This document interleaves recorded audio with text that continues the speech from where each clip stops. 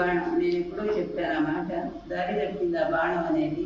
ఆ దారి తప్పిన బాణం ఎటు పోతుందో దానికే తెలియదు. పోయి చంద్రబాబు ఊట్లో చేరింది ఆ బాణం.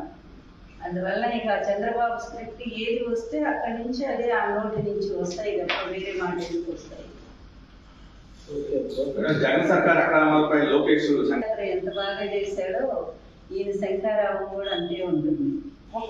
ఒకవైపు అధికార పార్టీ పద్ధతిగా మొత్తం కూడా ప్రజల్లోనే ఉన్నారు వాళ్ళు.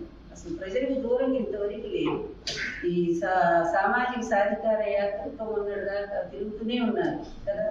అంతకుముందు అసలు మీకు మంచి జరిగిందా లేదా అని ప్రతి కుటుంబం దగ్గరికి వెళ్ళి కనుక్కుంటూనే ఉన్నారు. అదేవిధంగా ఎవరికి అంత అందలేదేమో తెలుసుకోవడానికి ఆ విధంగా కూడా పార్టీ ప్రజల దగ్గర తిరుగుతూనే ఉంది. అదేవిధంగా నిన్న ప్రాంతీయ సదస్సులతో ముఖ్యమంత్రి గారు పర్యటన ప్రారంభించారు. జనం ఏంటో ఎన్ని సీట్లు ఎవరు పంచుకుంటున్నారో, ఎక్కడన్నా 2 సీట్లు బయటకు వస్తే అక్కడ సెగపట్లు పట్టుకుంటున్నారు ఆ నియోజకవర్గాలు, జనసేనను టీడీపీ పార్టీలు.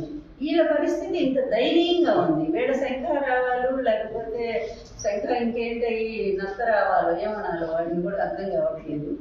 అందువల్ల అందులో లోకేష్ అంటేనే పార్టీ దూరంగా పెట్టుకొని చెప్పినటువంటి మాట. అందుకని ఇన్నాళ్ళు ఏమో సైలెంట్ కూర్చున్నాడు.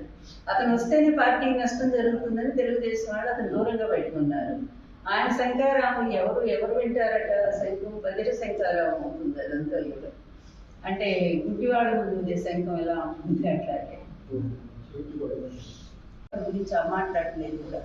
అందువల్ల ఏంటంటే ఇతన్ని ఎవరు ఓటేస్తారనేది ఈ పార్టీ గెలుస్తుంది అయిపోయింది. తెలుగుదేశం పార్టీ పరిస్థితి ఘోరంగా మారిపోయింది.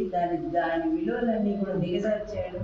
దాన్ని ఎక్కడ పోవాలో పాతాడానికి అక్కడికి పంపేశాడు. ఇక తెలుగుదేశం పార్టీ గురించి మాట్లాడుకోవడం కూడా అనవసరం అనే స్థాయిలో, అవసరమైతే ఆ పార్టీని బీజేపీకి అమ్మేయడానికి కూడా సిద్ధపడుతున్నాడు అతను. ఇంత హీన స్థాయికి దిగజార్చి చివరికి వేల లక్షల కోట్లలో అతను అవినీతిలో ఇరుక్కొని చుట్టూ కేసులు పెట్టుకొని ఇది చంద్రబాబు జీవితం అని చెప్పడం కోసమే నేను చెప్పాను. ప్రజలు కూడా ఆలోచించండి. ఇలాంటి హీన చరిత్ర ఉన్నవాడు, ఇలాంటి అవినీతి పరుడు, ప్రజలకు ఏమేలు చేయనటువంటి వాడు, ఆంధ్ర రాష్ట్రాన్ని పూర్తిగా తొక్కేసిన వాడు, ఇలాంటి వాడు మళ్ళా వస్తే ఏమవుతుందో ఆంధ్రప్రదేశ్ పరిస్థితి ప్రజలు కూడా ఆలోచించుకోవాల్సిన అవసరం ఉంది. ఈ పరిస్థితుల్లో కూడా ఇతను అంతే. ఈ ఎలక్షన్స్ లాస్ట్, అతని రాజకీయ జీవితం కూడా ఎండింగ్ కార్డు. అంటే సినిమాలో లాస్ట్ పడుతుంది కదా ఎండింగ్ కార్డు, ఎండ్ అనే కార్డు. అట్లా ఆ రాజకీయ జీవితం అతను ఎందుకు కాబోతుంది అనేది చాలా స్పష్టంగా చెప్తున్నాను.